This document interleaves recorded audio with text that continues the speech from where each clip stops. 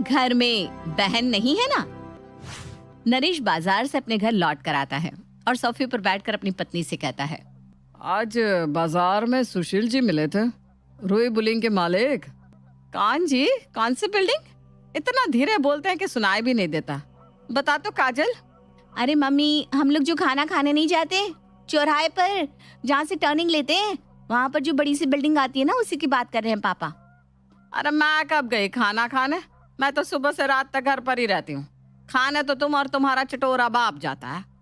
बस इसी कारण मैंने आज तक अपने बड़े बड़े राज नहीं बताए तुम्हें, क्योंकि तुम्हारा तो मुंह ही बंद नहीं रहता। यहाँ लोग मुंह सिलकर बिल्डिंग खड़ी कर ले रहे हैं और तुम तो खुद ही बोलती जाती हो, फिर कुछ का कुछ समझ लेती हो।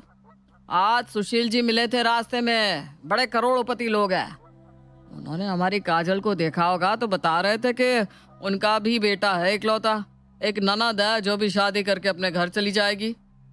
क्या ननद है? नहीं नहीं नहीं भाई, शादी करके चली जाएगी तो क्या, बाहर त्योहार पर घूम फिर कर अपने मायके तो आएगी ना। और दुनिया में ऐसी कोई ननद नहीं है जो अपने भाई के जीवन में उंगली ना करे। मैं तो ऐसे घर में शादी करूंगी जिस घर में लड़की की कोई बहन ना हो। यूं तो काजल के लिए कई रिश्ते आते थे, और आते भी क्यों ना। काजल एक MBA की डिग्री ली हुई पढ़ी लिखी सुंदर लड़की थी, पर उसकी एक शर्त थी कि वो शादी उसी लड़के से करेगी जिसकी कोई बहन ना हो, जिस कारण से वो आते हुए सारे रिश्ते टाल दिया करती थी। बस लो, फिर शुरू हो गया इसका ड्रामा। इस तरह लड़के छांटती रहेगी तो फिर कोई लड़का ही नहीं मिलने वाला इससे।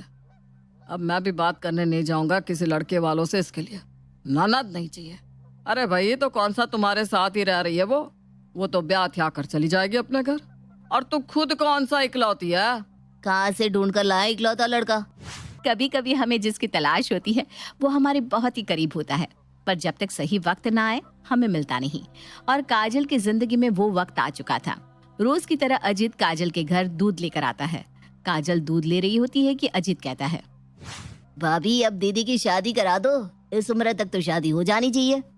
लड़का भी तो मिलना चाहिए ना मन मुताबिक बेटा।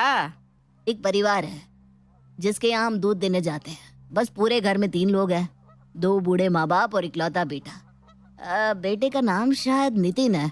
लड़का भी अपने घर में इकलौता और उसका बाप भी अपने घर में इकलौता।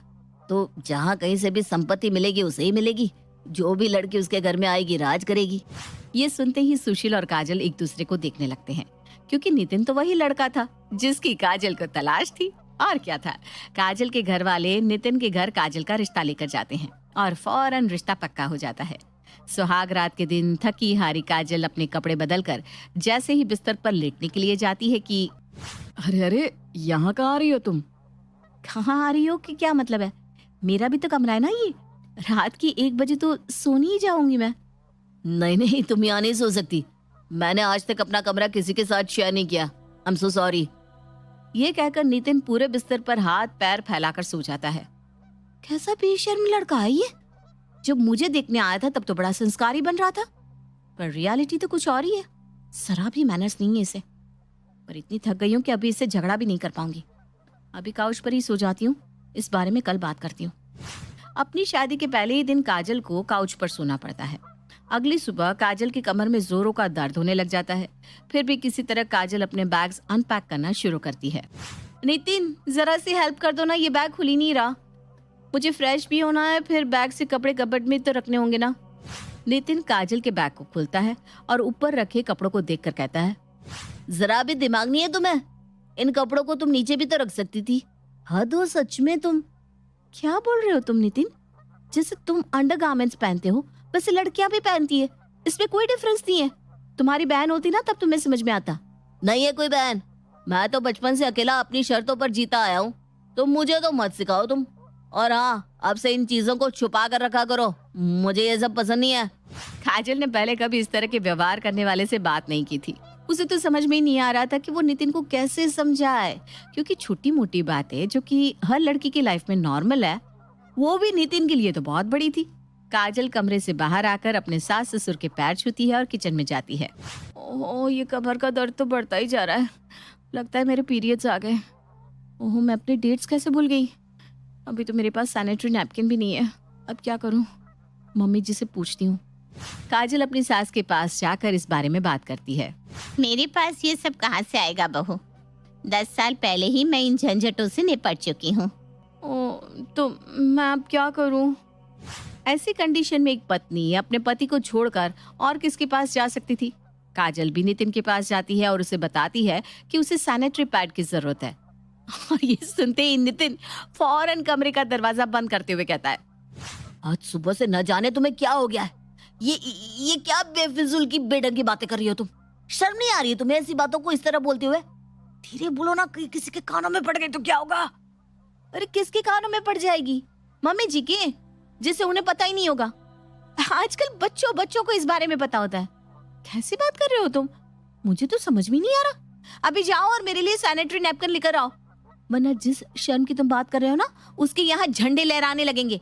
काजल की तबीयत बिगड़ती जा रही थी। उसकी पीठ में बहुत जोरों के दर्द होने लग जाता है, जिसके कारण वो कराहने लगती है। पर नितिन उसके पास एक बार भी नहीं जाता। उसकी ये हालत देखकर सुषमा उसके पास आकर बैठती है। अभी कुछ दिन काम करने की कोई जरूरत नहीं है बहू, तू आराम कर। मैं तेरे लिए गर्म पानी लेकर आती हूँ। मुझे आपसे कुछ बात करनी है मम्मी जी। नितिन मेरे पति हैं, पर फिर भी वो मेरे साथ अच्छा व्यवहार नहीं करते। वो तो मुझसे इस तरह बात करते जैसे मैं कोई लड़का हूँ। उन्हें तो इस चीज की समझ ही नहीं कि लड़कियों से कैसे पेश आते हैं। कैसे रहेगी समझ बहू? ये तो दो बच्चे साथ में पलते बड़े होते हैं, तो उन्हें एक दूसरे का दर्द समझ में आता है। नितिन की कोई बहन रहती तो वो जरूर समझता तुम्हारी तकलीफ को, पर उसकी कोई बहन नहीं है ना बेटा। और इस घर में शुरू से उसका एक छत्र साम्राज्य है, इसलिए वो ऐसा हो गया है। पर तुम समझाओगी ना तो धीरे धीरे समझने लगेगा, पर वक्त तो लगेगा बेटा।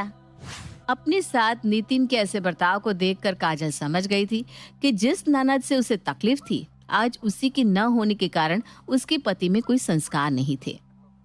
ग्लानि से भरकर वो अपनी माँ को कॉल करती है। मेरी जिद थी मम्मी के ऐसे घर में जाऊंगी जहाँ लड़की की बहन ना हो, ताकि मुझ पर किसी काम का बर्डन ना आए। इंसान जब एक चीज से भागता है तो उससे भी बड़ी चीज उसके इंतजार में बैठी हुई होती है। मुझे जरा भी अंदाजा नहीं था कि बिन बहन का भाई ऐसा होगा। मम्मी, मैं बहुत गलत थी। कोई बात नहीं बेटा, हो जाता है। तूने भी दुनिया भर के लोगों से यही सुना था कि ननदें बुरी होती है, पर ऐसा नहीं है कि सारी ननदें बुरी ही हो। अब जो होना था सो हो गया। हम सबको मिलकर ये दामाद जी को समझाना होगा। काजल के पास और कोई दूसरा चारा भी नहीं बचा था सिवाय सहने के, क्योंकि बचपन से जिसने अपने मुताबिक जीवन जिया हो, वो इतनी जल्दी बदलता भी कैसे। दिन बीतते जाते हैं और इस बात को 1.5 साल हो जाता है। और एक रोज काजल को पता चलता है कि वो माँ बनने वाली है। काजल को प्रेगनेंसी में देखते ही अचानक ही नितिन में बदलाव आना शुरू हो जाता है। वो हर वक्त अब काजल का ध्यान रखने लगता है। कितना सहना पड़ता है ना लड़कियों को एक बच्चे को जन्म देने के लिए। 9 महीने बाद काजल एक बेटी को जन्म देती है, जिसे गोद में लेते ही नितिन की आंखें भर आती है। ये मेरी बच्ची है, ये हमारे बच्चे है काजल। कितनी सॉफ्ट है, ये रुई से भी हल्की है। लड़कियां कितनी नाजुक होती है ना। मुझे माफ कर दो काजल, मैं कभी तुम्हें वो इज्जत नहीं दे पाया जो तुम डिजर्व करती थी। पर अपनी बेटी को पालने के साथ साथ मैं ये भी सीखूंगा कि लड़कियों के साथ किस तरह व्यवहार किया जाता है। मेरी बेटी। और इस दिन के बाद से काजल के जीवन में सब अच्छा हो जाता है।